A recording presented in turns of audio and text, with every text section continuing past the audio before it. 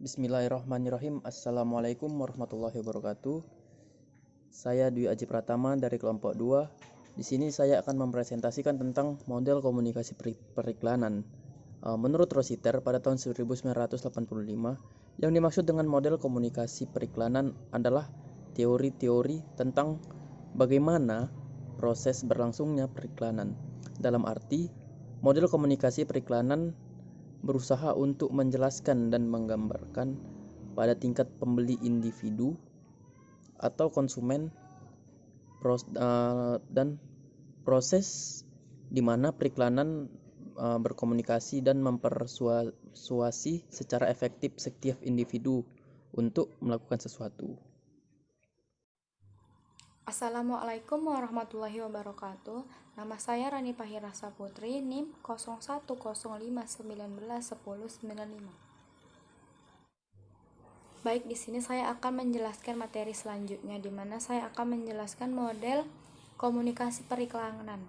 Yang pertama adalah ada model makro proses komunikasi, di mana model ini terdiri dari elemen-elemen komunikasi seperti pengiklan sebagai pengirim, pesan berupa iklan cetak ataupun elektronik gitu kan.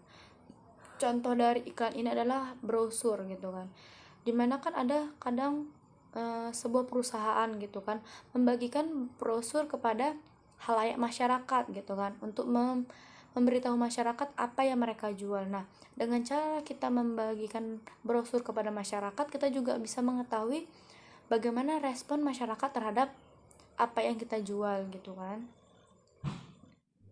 Baik, yang kedua ada respons hierarchy model, di mana model ini menekankan pada respon atau tanggapan khusus yang diberikan oleh konsumen terhadap komunikasi. Jadi di model ini kita ditekankan untuk bagaimana cara kita memasarkan produk kita gitu kan, dan bagaimana cara kita untuk membuat pelanggan itu tertarik oleh produk kita gitu kan. Makanya kita sebagai penjual juga harus mempunyai ide-ide bagaimana cara kita untuk membuat pelanggan itu tertarik kepada apa yang kita jual gitu.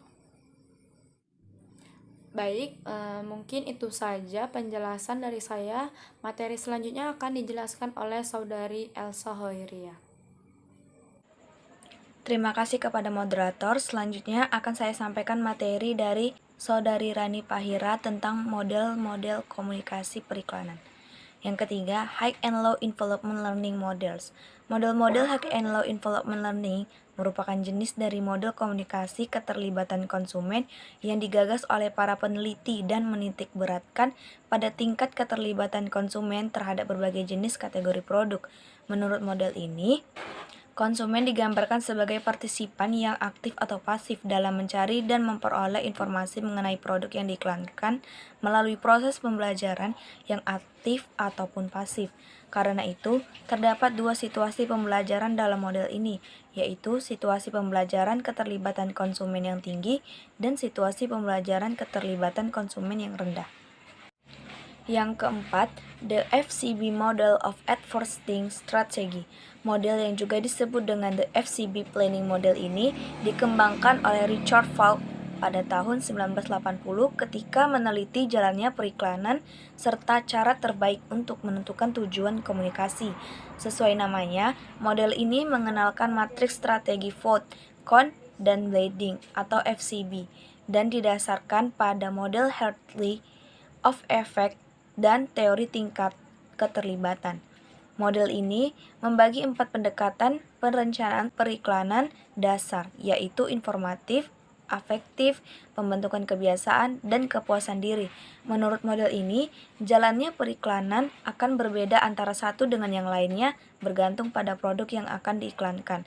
Dengan kata lain, ini kemungkinan pengiklanan untuk memilih metode komunikasi yang tepat berdasarkan jenis produk serta sikap konsumen terhadap produk yang diiklankan. Dalam arti, model ini memberikan ruang yang luas bagi pengiklan untuk merencanakan pesan-pesan promosi yang didasarkan atas keterlibatan konsumen dalam membeli sebuah produk. Lalu, peran iklan dalam pemasaran. Periklanan ini sangat berperan di dalam distribusi pemasaran dewasa ini, yang kondisinya sudah over communicated. sebagai bauran promosi dalam bauran pemasaran, maka jasa periklanan akan selalu dibutuhkan. Melihat kebutuhan tersebut, maka jasa desainer grafis sebagai bagian dari pelaku dalam jasa periklanan harus memiliki wawasan dan pandangan yang luas dalam masalah pemasaran. Diharapkan dengan hal tersebut, maka seseorang desainer grafis mampu mengantisipasi kemajuan-kemajuan dalam bidang pemasaran. Sekianlah presentasi dari saya. Terima kasih.